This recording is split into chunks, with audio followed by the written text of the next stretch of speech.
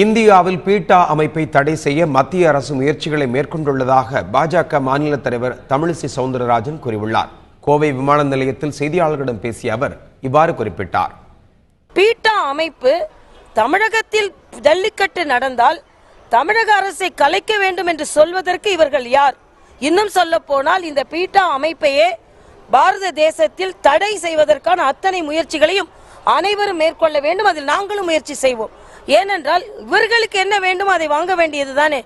ஜல்லிக்கட்டு நடந்ததனால் இங்கே ஆட்சியை கலைக்க வேண்டும், குடியரசு ஆட்சியை கொண்டு வர வேண்டும். அது மட்டுமல்ல, ஜனாதிபதிக்கு கடிதம் எழுதுகிறார்கள், நீங்கள் அவசர சட்டம் போட்டாலும் அதில் ஒப்புதல் அளிக்கக்கூடாது என்று.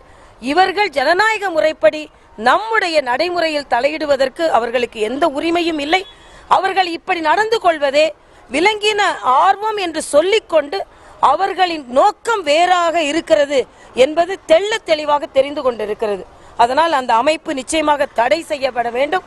அந்த அமைப்பிற்கு எதிராக நாம் அனைவரும் போராட வேண்டும்.